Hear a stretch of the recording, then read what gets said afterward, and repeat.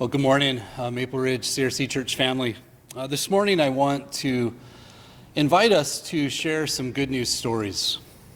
You know, we've all been bombarded with bad news. The spread of COVID-19 continues to grow, and now we're seeing stories and pictures of New York City hospitals overwhelmed, field hospitals set up in Central Park, floating hospitals brought in to the harbor and river.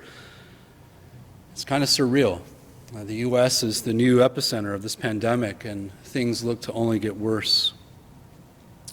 We've also been impacted deeply as a community, as a church family.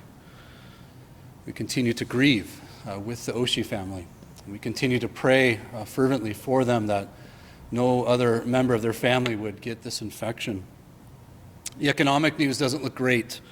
Some of us are already feeling the pinch and wondering how we're going to make ends meet.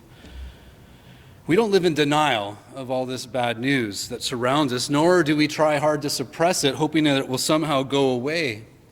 But we are a people who have even more reasons to hope in the midst of the bad news. In fact, we're a people who are guided by the words that we find in the Gospel of John, that opening sequence describing Jesus Christ, the Word who has become flesh, the light of the world, who has come to shine in our darkness. And John writes these words we need to hang on to in times like this.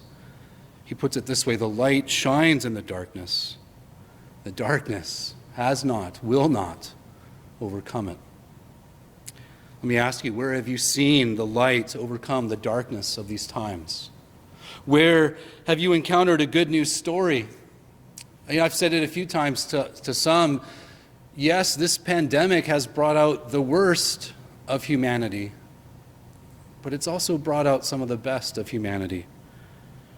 And I want to encourage us to share stories of where we've seen humanity at its best. Perhaps it's been a story you saw on the news or you encountered over social media. I know I've seen a few that have stood out to me, and I'll post links in the blog post and encourage you, if you haven't seen those stories, to read more about them. But I also want to encourage you. Surely you've encountered some good news stories as well, things that have lifted up your spirit, encourage you. Would you please share those with us in the comments on this post in Facebook? Perhaps it's been a story that you were a part of.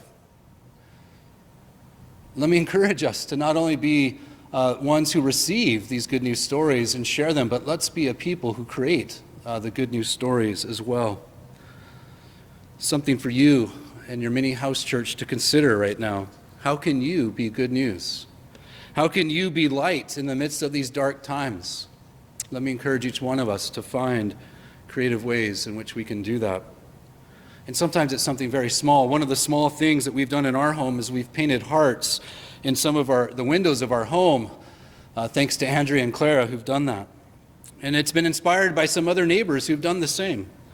A small gesture to communicate our love and our care for those around us in our neighborhood, but also for those on the front lines, ensuring that we still have food and access to essential services and medical care during these times.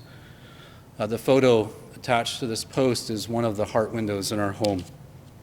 So let's share. Let's share more good news stories, ways that you are experiencing God's grace, God's presence in the midst of these dark times, and stories that you are encountering or creating that have encouraged you, that have inspired you. Let me encourage each one of us this morning to be blessed by God and also to be a blessing. May God be with you. Amen.